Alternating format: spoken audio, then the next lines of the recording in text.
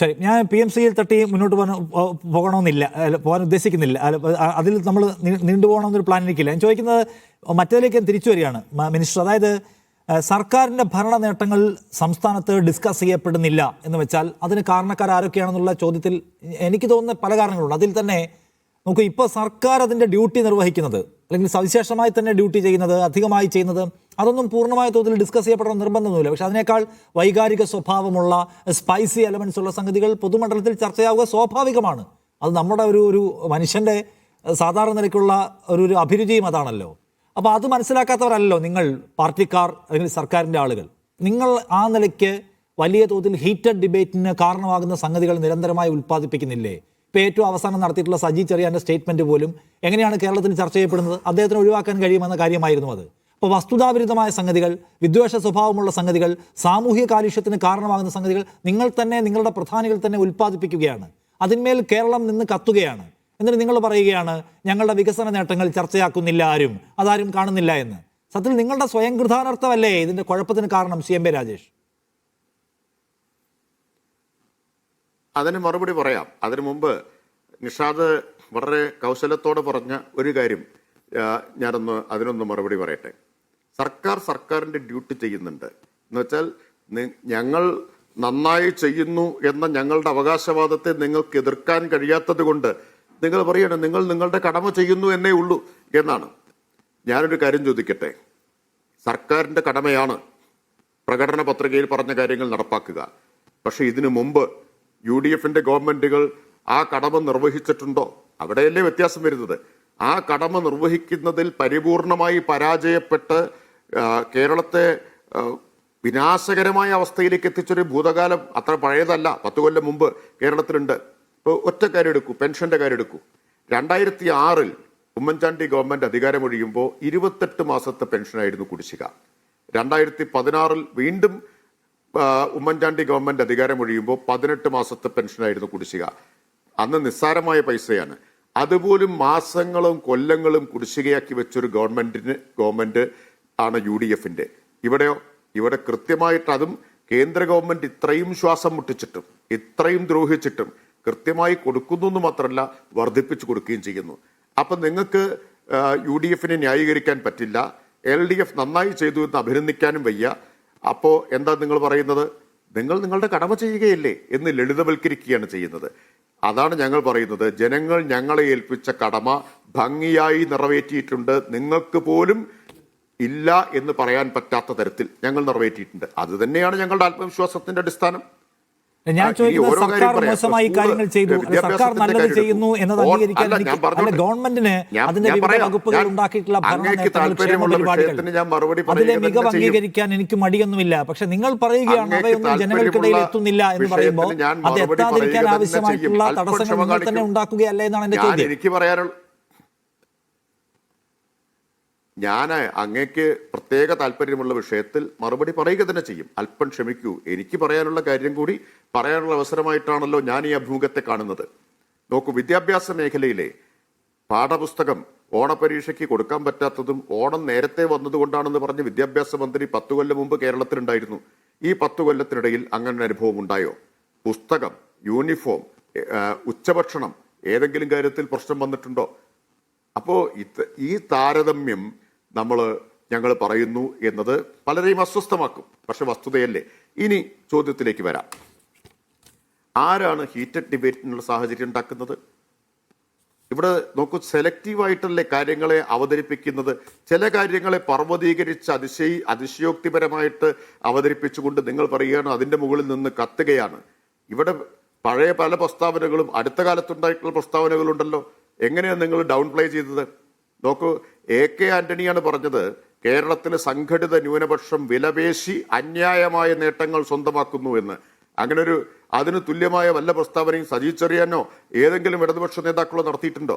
AK Antony കേരളത്തിന്റെ മുഖ്യമന്ത്രിയായിരിക്കുമ്പോൾ പറഞ്ഞതാണ്. ഇപ്പോ ഒരു മുസ്ലിം ലീഗിന്റെ നേതാവ്, മുൻ MLA ആയ ആള്, പേര് ഞാൻ പറയേണ്ട കാര്യമില്ലല്ലോ, അദ്ദേഹം എന്താ പറഞ്ഞത്? മതമാണ് പ്രശ്നമെന്ന് അലറുകയായിരുന്നു അല്ലേ? നിങ്ങൾക്ക് മതമല്ല പ്രശ്നമെങ്കിൽ ഞങ്ങൾക്ക് മതമാണ് പ്രശ്നമെന്ന് ആക്രോശമാണ്, ഭീഷണിയുടെ സ്വരത്തിലാണ് പറയുന്നത്. അധികാരം തിരിച്ചു പിടിക്കണം. എന്തിനു വേണ്ടി? അദ്ദേഹത്തിന്റെ പ്രസംഗമുണ്ട്. സമുദായത്തിന് വേണ്ടി എന്നുള്ളതാണ്. അത് കത്തിയില്ലല്ലോ, നിങ്ങൾക്കത് വിഷയമായില്ലല്ലോ, നിങ്ങൾ തമസ്കരിക്കുകയല്ലേ ചെയ്യുന്നത്. എത്രയെത്ര പ്രസ്താവനകൾ കേരളത്തിലുണ്ടായിട്ടുണ്ട് സമാനമായിട്ടുള്ള. കേരളത്തിലെ മന്ത്രിയായിട്ടുള്ള മുഹമ്മദ് റിയാസിനെ കുറിച്ച് അദ്ദേഹത്തിന്റെ വിവാഹത്തെ മുൻനിർത്തി നടത്തിയിട്ടുള്ള പ്രസ്താവന കോഴിക്കോട് കടപ്പുറത്തല്ലേ നടത്തിയത്? എന്ത് പ്രസ്താവനയായിരുന്നു? ആ പ്രസ്താവനയെ കേരളം ഒന്നാകെ തള്ളിപ്പറയുകയും മുസ്ലിം ലീഗ് സംസ്ഥാന നേതൃത്വം അതിനെ തള്ളിപ്പറയുകയും ചെയ്തല്ലോ.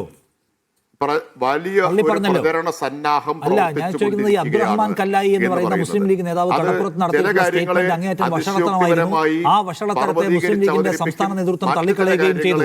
സജി ചെറിയാന്റെ സ്റ്റേറ്റ്മെന്റ് CPIM തള്ളിക്കളയുന്നുണ്ടോ? ഇല്ല. നോക്കൂ, KM ഷാജിയുടെ സ്റ്റേറ്റ്മെന്റ് ഏതെങ്കിലും മുസ്ലിം ലീഗ് നേതാവ് തള്ളിപ്പറഞ്ഞോ? മുസ്ലിം ലീഗ് തള്ളിപ്പറഞ്ഞിട്ടുണ്ടോ? SIR-ന് ഉത്തരവാദി പിണറായിയാണ് എന്ന് പ്രചരിപ്പിക്കുന്ന വീഡിയോ വന്നില്ലേ? വീടാന്തരം കയറി പ്രചരിപ്പിച്ചുകൊണ്ടിരിക്കുകയല്ലേ? ഞാൻ പറഞ്ഞ ലീഗിന്റെ ഭാഗത്ത് നിന്ന് അത്തരത്തിലുള്ള കുഴപ്പം പിടിച്ച സംഗതികൾ നമുക്ക് കാണാൻ കഴിയുന്നുണ്ട് എന്ന് മാത്രമല്ല, ഇപ്പൊ പിണറായി വിജയൻ തലശ്ശേരി കലാപത്തിന്റെ ഉത്തരവാദിയാണെന്ന് വരെ ഷാജി പറഞ്ഞു. ഷാജി അക്കാര്യത്തിൽ പരിധി കവിഞ്ഞ് വർത്തമാനം പറയുന്നുണ്ടോ എന്ന കാര്യം എന്ന് സമ്മതിക്കാം. പക്ഷെ ഞാൻ ചോദിക്കുന്നത് മുസ്ലിം ലീഗിന്റെ ഭാഗത്തു നിന്നുള്ള ഈ സംഗതികളെ നിങ്ങൾ വിമർശനാത്മകമായി കൈകാര്യം ചെയ്യുന്നു. അങ്ങനെ കൈകാര്യം ചെയ്യുന്ന നിങ്ങൾക്ക് എന്തുകൊണ്ട് നിങ്ങളുടെ നേതാക്കൾ വർത്തമാനം പറയുമ്പോൾ സൂക്ഷ്മത പാലിക്കാൻ കഴിയുന്നില്ല? മലപ്പുറത്ത് ജയിച്ച ആളുകളുടെ പേര് നോക്കിയാൽ അവിടുത്തെ വർഗീയത അറിയാമെന്ന് സജി ചെറിയാൻ പറഞ്ഞാൽ അത് CPIM-ന്റെ സംസ്ഥാന സെക്രട്ടേറിയറ്റ് അംഗം പറയുന്നതായിട്ടല്ല ജനം മനസ്സിലാക്കേണ്ടത്. ഒരു തിരുത്തുവരെ വന്നിട്ടുമില്ല. നോക്കൂ, സജി ചെറിയാൻ എന്താണ് ഉദ്ദേശിച്ചത് എന്നുള്ള കാര്യം അദ്ദേഹം തന്നെ വ്യക്തമാക്കുകയും വിശദമാക്കുകയും ചെയ്തിട്ടുണ്ട്. പിന്നെ ഒരു കമ്മ്യൂണിസ്റ്റുകാരനും ഒരു തരത്തിലും വർഗീയമായിട്ടുള്ള ഭാഷയിൽ സംസാരിക്കില്ല എന്ന് മനസ്സിലാക്കണം. അതിന് ആരുടെയും സർട്ടിഫിക്കറ്റിന്റെ ആവശ്യമില്ല. എല്ലാ വർഗീയ ശക്തികളെയും ഞങ്ങൾ ചെറുത്തിട്ടുള്ളത് ജീവനും ചോരയും കൊണ്ടാണ്. അത് ചരിത്രത്തിൽ കമ്മ്യൂണിസ്റ്റുകാരുടെ ചോരപ്പാട്, വർഗീയതയ്ക്കെതിരായിട്ടുള്ള പോരാട്ടത്തിൽ ആ ചോരപ്പാടുണ്ട്. ആ ചോര ചൊരിഞ്ഞിടത്തിന്റെ 7 അയലത്ത് വരാൻ ഒരു പാർട്ടിയും കേരളത്തിലോ ഇന്ത്യയിലോ ഇല്ല. ഇന്ത്യയിൽ എന്നല്ല, ലോകത്ത് അനുഭവങ്ങൾ എത്രയുണ്ടല്ലോ. എനിക്കതിനോട് തർക്കമില്ല. MP രാജേഷ്, ഞാൻ ചോദിക്കുന്നത് മലപ്പുറത്തും കാസർഗോഡും തദ്ദേശ സ്ഥാപനങ്ങളിൽ വിജയിച്ചവരുടെ പേര് നോക്കിയാൽ വർഗീയത അറിയാൻ കഴിയുമെന്ന് സജി ചെറിയാൻ പറഞ്ഞതിനോട് താങ്കൾ യോജിക്കുകയാണ്? അതെ, നിങ്ങൾക്ക് മതമാണ് പ്രശ്നം എന്ന് പറഞ്ഞത് ഒരു പ്രശ്നമല്ല. മതത്തിനും സമുദായത്തിനും വേണ്ടി അധികാരം തിരിച്ചുപിടിക്കണം എന്ന് പറഞ്ഞത് ഒരു പ്രശ്നമേ അല്ല. ഞാനത് KM ഷാജിയെ കിട്ടുമ്പോൾ ചോദിക്കാം. എനിക്കിപ്പോ CPIM-ന്റെ സ്റ്റേറ്റ്മെന്റുമായി ബന്ധപ്പെട്ട് CPIM-ന്റെ സ്റ്റേറ്റ് കമ്മിറ്റി മെമ്പറായ താങ്കളെ കിട്ടുമ്പോൾ താങ്കളോട് നിങ്ങളെ പാർട്ടിയെ കുറിച്ചല്ലേ ചോദിക്കാൻ കഴിയുക? അതിനെക്കുറിച്ചുള്ള എന്റെ വിമർശനം ഞാൻ ഷാജിയോട് ചോദിക്കാം. നിശ്ചയമായും ഞാൻ ചോദിക്കുന്ന CPIM-ന്റെ സ്റ്റേറ്റ് കമ്മിറ്റി അംഗമായിട്ടുള്ള താങ്കളോട് ചോദിക്കുകയാണ്. സജി ചെറിയാൻ മലപ്പുറത്തും കാസർഗോഡും ജയിച്ച ആളുകളുടെ പേര് നോക്കിയാൽ വർഗീയത അറിയാം എന്ന് പറഞ്ഞതിനോട് താങ്കൾ യോജിക്കുന്നുണ്ടോന്നാണ്? സജി ചെറിയാൻ അദ്ദേഹം പറഞ്ഞത് എന്താന്ന് വിശദീകരിച്ചു. ഞങ്ങളാരും ഒരു തരത്തിലും സമൂഹത്തിൽ വർഗീയമായിട്ടുള്ള ഭാഷയിൽ സംസാരിക്കുന്നവരല്ല. അതാ ഞാൻ പറഞ്ഞത്. ഞങ്ങളാണ് വർഗീയതയ്ക്കെതിരായിട്ട് ഏറ്റവും കൂടുതൽ ത്യാഗം അനുഭവിച്ചിട്ടുള്ളത്, ഏറ്റവും കൂടുതൽ വില കൊടുത്തിട്ടുള്ളതും ഞങ്ങളാണ്. അത് പറയുമ്പോൾ നിങ്ങൾ അസ്വസ്ഥരായിട്ട് കാര്യമില്ല. കുഞ്ഞിരാമൻ പള്ളിക്ക് മുമ്പിൽ കാവൽ നിന്ന് കുത്തേറ്റ് മരിച്ചിട്ടുള്ളത് പറയുമ്പോൾ നിങ്ങൾ അസ്വസ്ഥരാവുകയാണ്. നോക്കൂ, എല്ലാ വർഗീയതയും ഞങ്ങൾ എതിർത്തിട്ടുണ്ട്. എന്തുകൊണ്ടാ? RSS ഉയർത്തുന്ന വർഗീയതയാണ് ഇന്ത്യ നേരിടുന്ന ഏറ്റവും വലിയ ഭീഷണി എന്ന കാര്യത്തിൽ ഞങ്ങൾക്കാർക്കും സംശയമേ ഇല്ല. കാരണം RSS ഭൂരിപക്ഷ വർഗീയത ഉയർത്തുന്നു, അവർക്ക് അധികാരം പിടിക്കാൻ കഴിഞ്ഞിരിക്കുന്നു. ഇപ്പോൾ ഇന്ത്യയിലെ ന്യൂനപക്ഷ വർഗീയ ശക്തികൾ എത്ര ശ്രമിച്ചാലും അധികാരം പിടിക്കാനാവില്ല. പക്ഷേ എന്തുകൊണ്ട് ന്യൂനപക്ഷ വർഗീയതയെ എതിർക്കണം? ന്യൂനപക്ഷ വർഗീയത RSS-ന്റെ വർഗീയതയ്ക്ക് വളരാനുള്ള ഇന്ധനമാണ്.